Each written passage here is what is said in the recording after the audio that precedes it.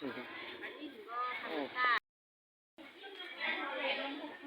องเอาว่าใส่กรอบลูกกินปะ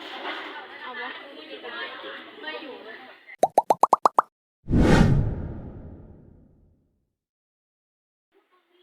ดิซ่าดิซ่าไปรอตลาดนี่ไปรอซื้ออย่างกินยังดูหน้าบูดมาดอกตลาดหน้าบูด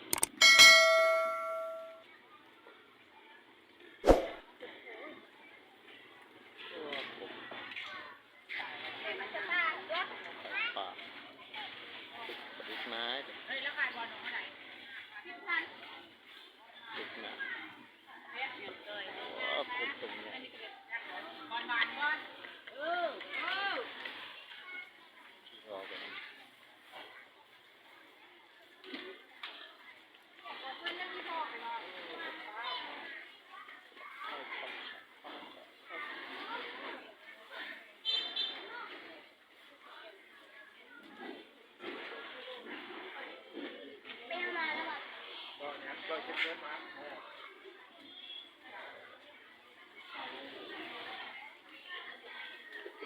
เห็ดปวกขายยังไงนี่ยัน240,000แข็ง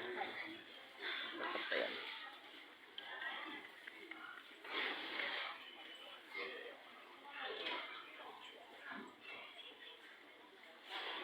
ทุกอย่าง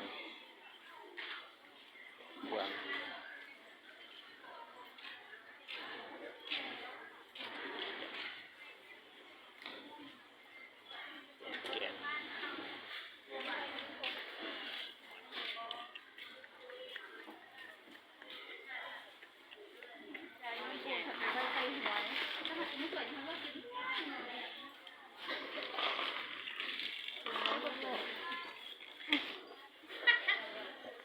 หน่วยใหญ่ดิ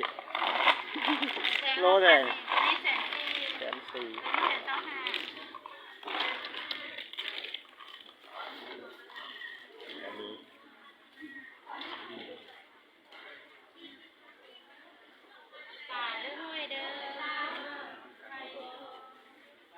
เป็นยังไงไปต่อเงินราคาที่เป็นยาแล้วยาซูซิแล้วทำเท่าไหร่นี่ก็ละ4,000 10แถมกล่องเด้อเดี๋ยวเอาแบบเด้อราคาเดียวเอาหัวอะไรเนี่ยเนาะใช่ซูซิอันนั้นก็เพียงดีก่อนใครดีบอกไอ้ลูกเสีย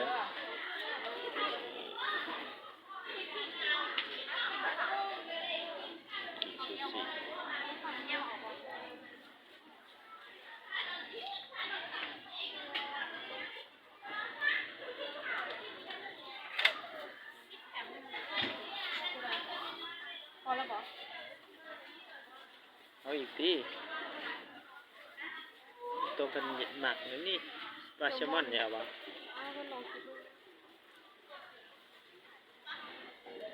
นี่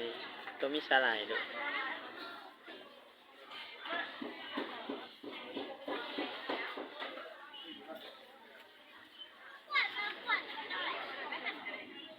ทำน้ำสี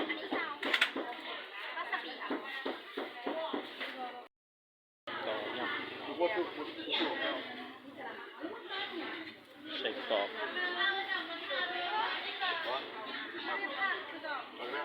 เอาว่าใส่กรอบลูกกินปะเอาปะ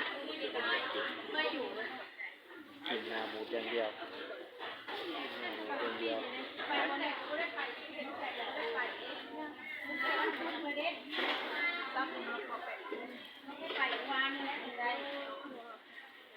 บาร์บีคิวกินมาบาร์บีคิวอยากปะไม่ก็เดี๋ยวนี้พบกันเดี๋ยวเอา2 ไม้ให้เว้ย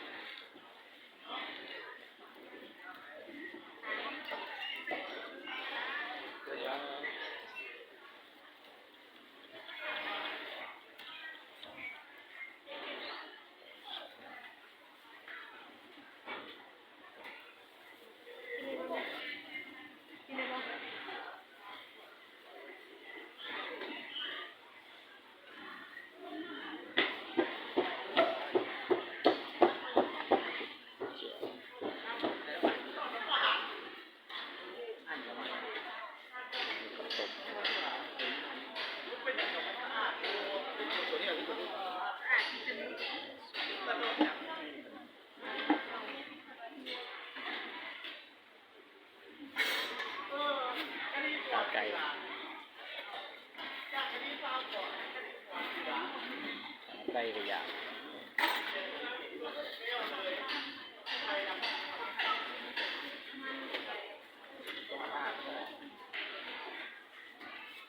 ตลาดงบหัวกินซุปเลยเอาบ่หวานน้ำหวานน้ำหวานน้ำหวานซุปน้ำหวานสุดครับบักเสียนเลยมีตอนนี้เอาว่ามากิน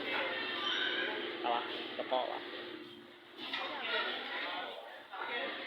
หม่ำก็มีด้วย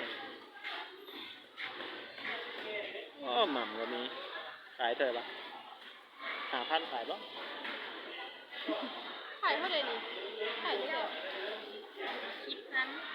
ของ10,000อ่ะบักเสียนปะก็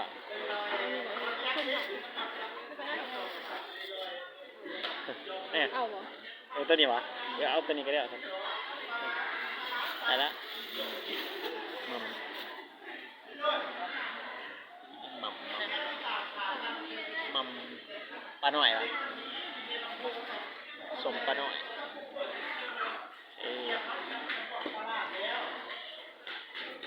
ต่อสมไงสมไงสมไงเรายังมองไม่เอาปะด้วยกินยังง้อวะฮะไม่ได้กินเลยเปิ้ลวะเสื้อนี่ปะนางงนปะ เอาบ่ นางงนนะเสื้อนี่แน่นางงนแต่ตรงงาม เนาะ ๆแบบมืดเลยราคา10,000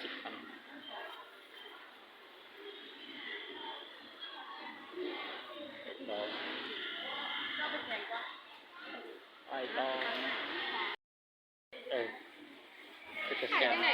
เลยได้เป็นเก็บ แซ่บ เนี่ย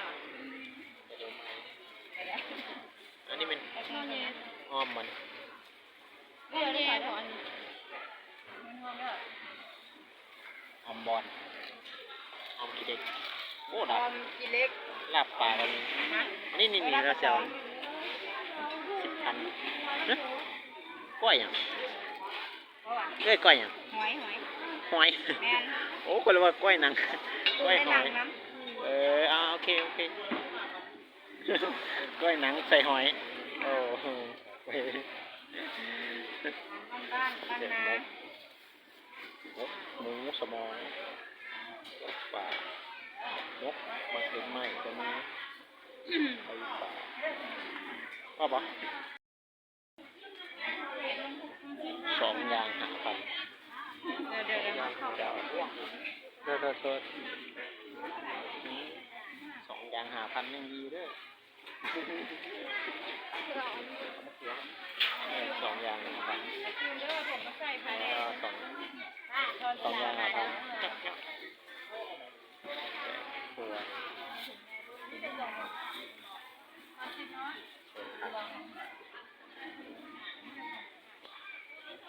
มาโซนผักก็ล่อต่อโซนเนาะ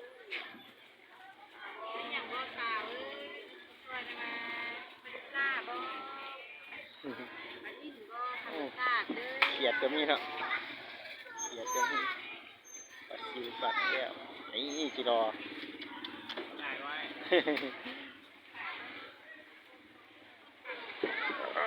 ปลาไหลเยียนได้มากันน้ำใหญ่คิดวะ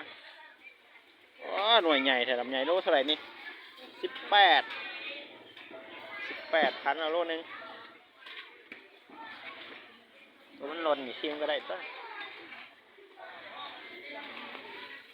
ว้าคุณนะลำใหญ่ใหญ่กว่าโปมือได้โลนึง18,000กีบ1 บาทไทยบุรีประมาณแบบ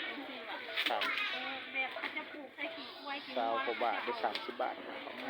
เวลามันเป็นหมากมันหนาดอ่ะ อย่างเงี้ย ตอน ก่อนน้อยว่าเต็ม แป๊บเดียวเต็มมือ รอบไหนวะ กลับแบบนี้เขาก็กลับเลยอย่างกลับโถเต็มถงรอดตะละหมดสานเต็มมือเลยเอ้ากลับพี่น้อง